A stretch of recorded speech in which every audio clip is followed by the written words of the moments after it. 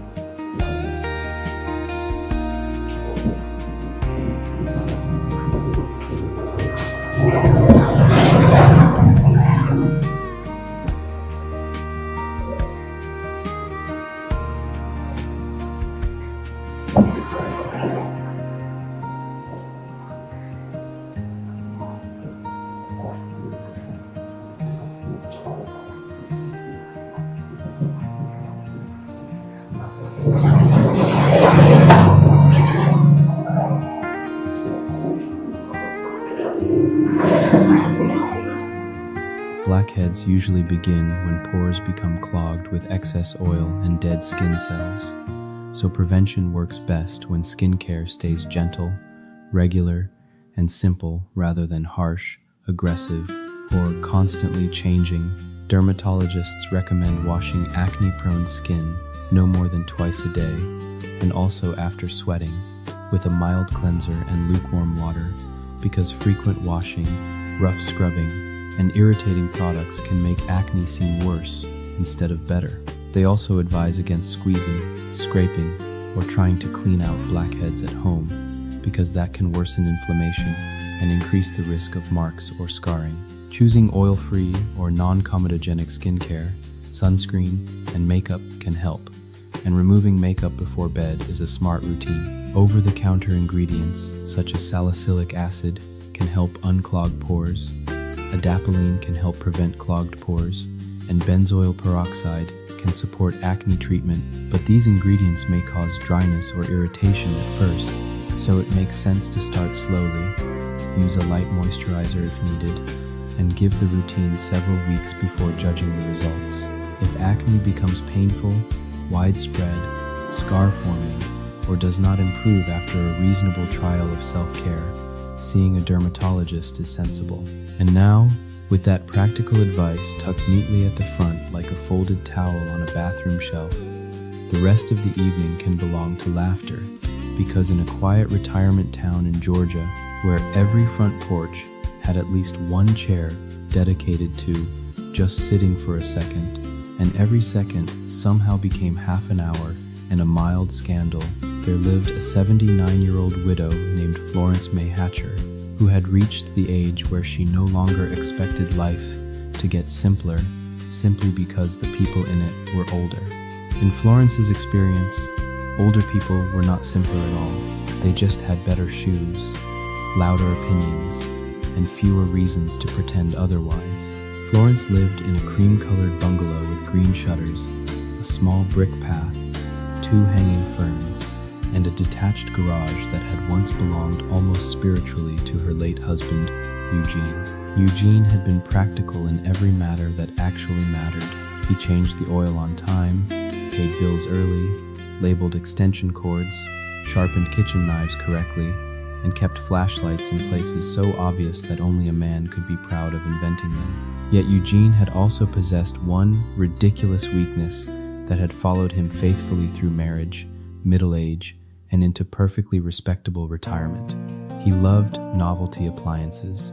He did not merely buy them, he believed in them. Over the years, he had brought home a waffle iron shaped like Texas, a hot dog steamer of frightening seriousness, a drink dispenser with a tiny spigot that leaked optimism, and finally, after a church fundraiser raffle no one had taken seriously until it was too late, a full-size stainless steel soft-serve ice cream machine. It was not enormous enough for a restaurant, but it was far too enormous for a normal garage. It stood on wheels, had a clear plastic hopper, 3 levers, 2 spouts, 1 center swirl chute, a glowing temperature dial, and the sort of industrial dignity that made it look as if it expected to be inspected by men with clipboards. Eugene loved that machine instantly. He polished it. He rolled it onto the driveway during family cookouts. He served vanilla swirls to grandkids, strawberry swirls to church ladies, and once attempted a coffee swirl for a card night, which led to 4 retirees staying awake until 2 in the morning and blaming one another for it. Florence had laughed at that machine for years. Then, as happens in long marriages, she stopped laughing at it and started wrapping the cords neatly after parties. After Eugene died, the machine remained in the garage beneath a cloth cover, too absurd to justify keeping and too full of him to throw away.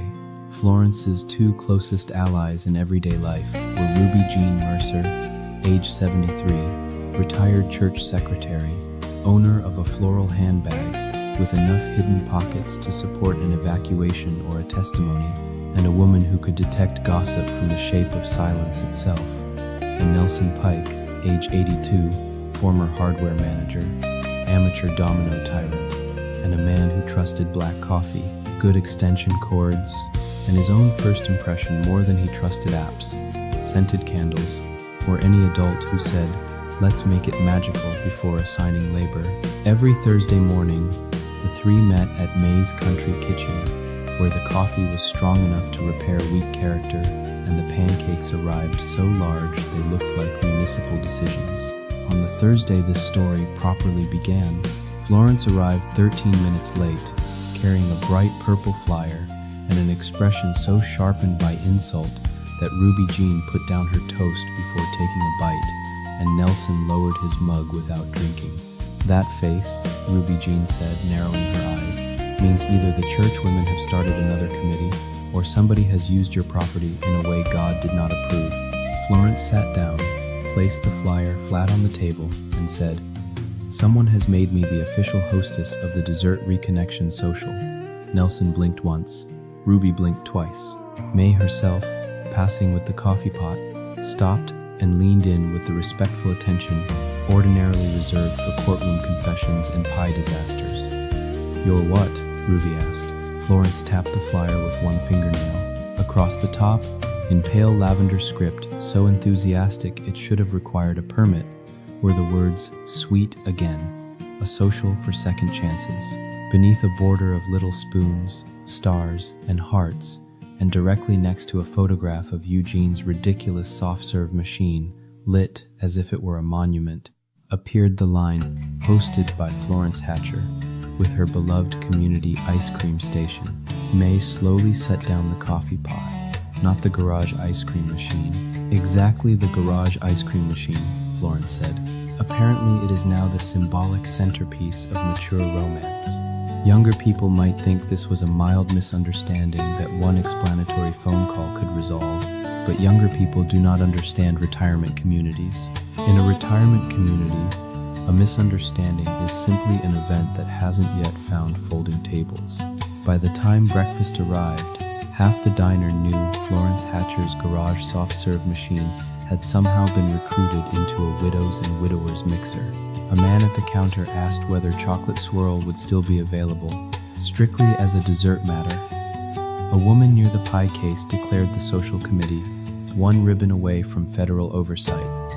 May brought Florence extra bacon for emotional ballast. Ruby Jean had already turned over the paper placemat and written "ice cream emergency" in large block letters. "We're investigating," she announced.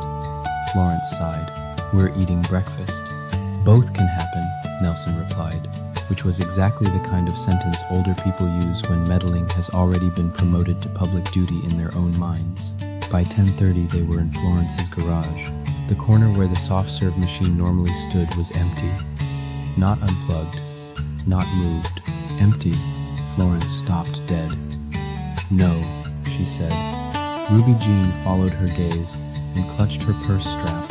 Nelson removed his glasses, polished them on his shirt, and put them back on with the grave disappointment of a man who had hoped civilization might at least make it to lunch. "Well," he said, "that improves the seriousness." Ruby found a strip of silver curling ribbon near the side wall. Nelson found 2 dolly tracks in the garage dust leading toward the driveway. Florence stood with one hand on her hip, staring at the blank spot where Eugene's ridiculous machine had stood for years, and said, "They have abducted a memorial appliance for emotional outreach." Ruby wrote it down immediately. By noon, the whole development knew. At the mailbox kiosk, Mrs. Pennington asked whether the dessert social would still proceed without the symbolic machine. At the pharmacy, a cashier said her aunt had bought a ticket only because the ice cream station made the whole evening feel less humiliating. At water aerobics, 2 women paused in the shallow end to ask whether sprinkles would still be optional. Even Luis, the groundskeeper, who had carefully built a life around avoiding resident folklore, shook his head and said, "The ice cream machine? That's too much." Florence's daughter called from Birmingham, laughing so hard she had to restart the conversation twice. "Mama," she said, "why is Daddy's dessert machine in charge of second chances?" "Because this town is one ribbon away from structural nonsense," Florence replied. you upset? I am offended on principle and interested in names. The first clue came from the cashier at the party store, who lowered her voice and said, I probably shouldn't mention this, but yesterday I saw Brenda Nell and Carol Faye buying pearl balloons, silver stars, and a stack of little table easels. They had a photo of an ice cream machine and were asking if it looked more romantic or more nostalgic. That was enough. Brenda Nell chaired the social activities circle. Carol Faye handled event decor and once described a soup supper as an immersive comfort experience, which Nelson considered language that should require legal review. Together, they were exactly the sort of women who would borrow a decorative industrial appliance to improve ticket sales and still call themselves helpers. So by 1:30, Florence, Ruby, and Nelson were at the clubhouse ballroom. Inside, the place had already been transformed into the sort of atmosphere only retirees, clearance tool, and dangerous optimism can create. Battery candles glowed inside mason jars. Paper stars hung from invisible thread. A keyboard player tested "The Way You Look Tonight" with enough sincerity to make the room slightly sticky. And at the front of the ballroom, on a small platform draped in silver fabric beneath a sign reading "Let Sweetness Return," stood Eugene's old soft-serve machine, polished to a shameless gleam, plugged in, and wrapped at the base with a pale ribbon bow. Florence stopped so abruptly Ruby nearly collided with her shoulder. Now they've formalized it, she said. Nelson folded his arms. This, he muttered, is why committees should require permits. Brenda Nell turned and smiled with the overbright guilt of a woman who knew very well she had crossed a line, but still believed the centerpiece